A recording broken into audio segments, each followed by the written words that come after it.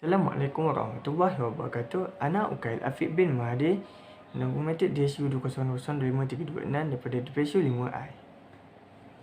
اسمي محمد أزيل كوانشا بن محمد شاكرين من فصل DPSU خمسة G. Assalamualaikum warahmatullahi wabarakatuh. Ismi Muhammad Alif Faikal bin Maisham di PSU 5H. Assalamualaikum, ismi Muhammad Aiman bin Hishamuddin. Nombor matrik saya adalah DHU 20202486. Saya dari kelas DPSU 5H. Tadur hadis al-qisad haul sadiqayan.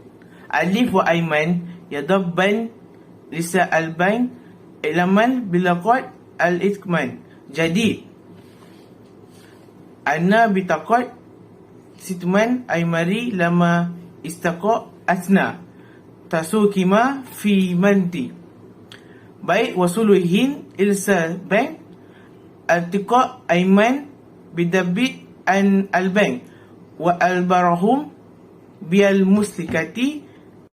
Ba' dan zalika A'ta dobitul Ami Aiman Rokmu Toburu wan tazaru Hatta intisalu Birab.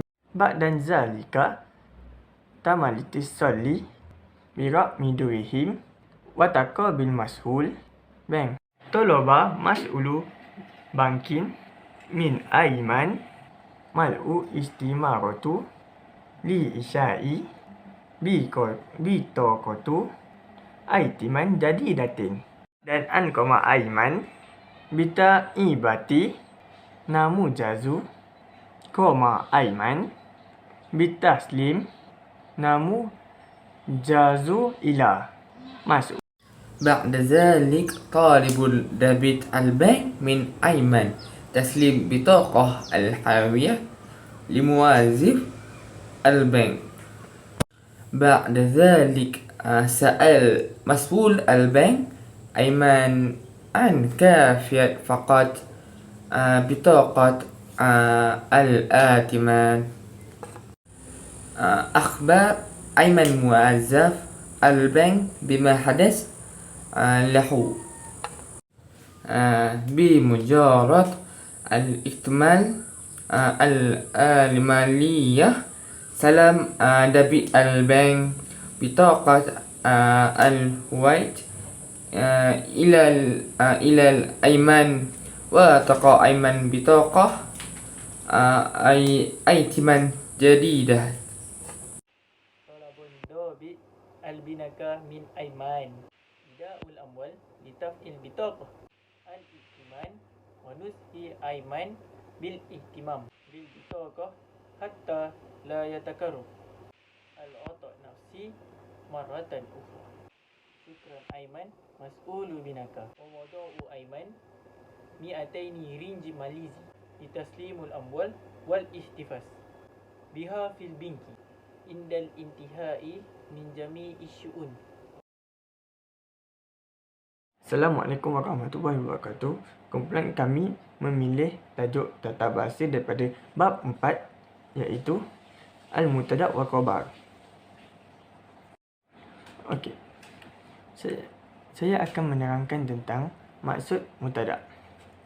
Maksud mubtada' ialah isim yang marfu' yang terletak pada permulaan ayat jumlah ismiyah. Apakah itu jumlah ismiyah? Jumlah ismiyah ialah ayat-ayat bermula pada kata nama dengan kata nama. Okey. Isim itu apa? Isim itu ialah kata nama dan mafru' itu dia berbaris domar yang berbaris di hadapan. Kadang-kadang mafru' boleh menjadi mafru' dengan alif ataupun dengan waw yang terletak pada permulaan ayat. Okey. Dan kata kunci untuk mengenal pasti mubtada', kita kena kenal pasti subjek di hadapan. Kata nama. Kalau kata nama di hadapan, itulah mubtada'. Okey. Contoh yang pertama ialah at-talibun Macam mana kita nak tahu dia mubtada'? Talibun ialah subjek. Maksud at-talibun apa? At-talibun ialah murid. Nasyitun, maksud nasyitun apa? Aktif ataupun rajin. At-talibun nasyitun, maksudnya murid yang aktif ataupun murid yang rajin. Okey. Cara untuk mengenal pasti mubtada' ialah kita kena tahu subjek dia apa. Subjek itu adalah kata nama. Lepas tu yang belakang dia adalah predikat. Macam talibun adalah subjek. Nasyitun ialah predikat. Okey. Kita dapat pasti kita nampak at-talibun adalah mubtada'. Kalau nasyitun ialah khabar sebab dia predikat. Dia bukan kata nama.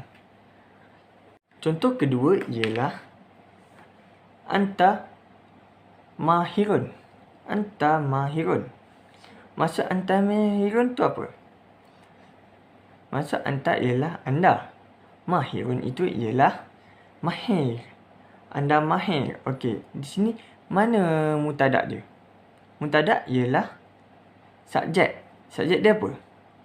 Anta. Anta tu subjek. Mahirun ialah predikat. Mahirun ialah khabar. Okey. Macam mana kita tahu subjek? Sebab dia terletak pada mula-mula ayat. Dia terletak pada mula-mula ayat. Anta terletak pada mula ayat. Itulah disebabkan dia adalah mubtada'.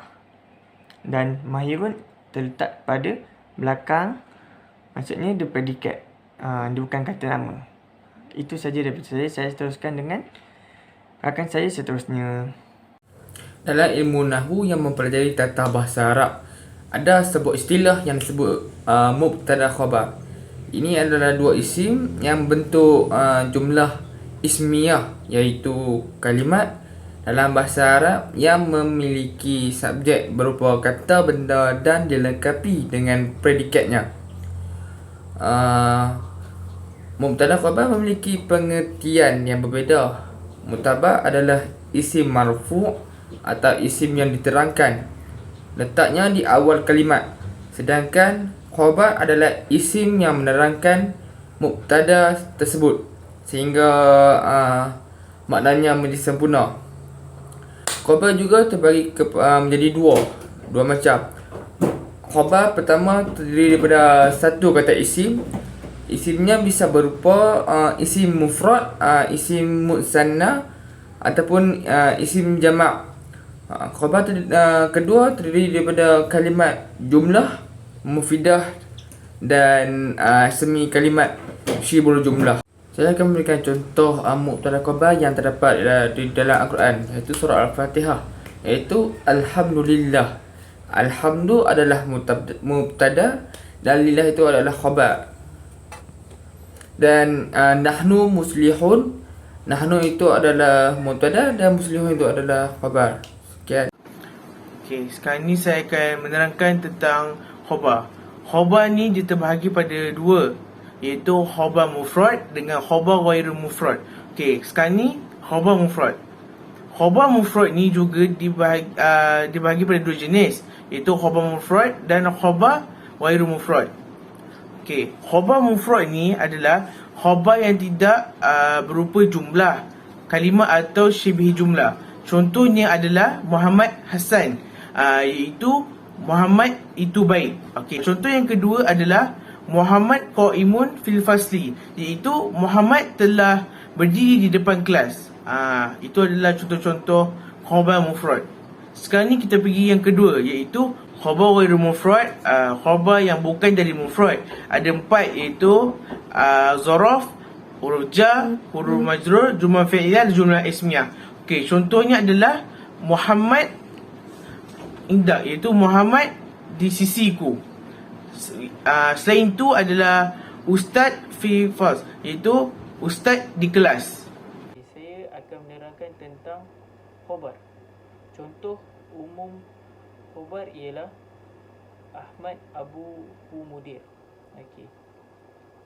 Khabar di dalam ayat itu adalah selepas Ahmad Abu Humudir.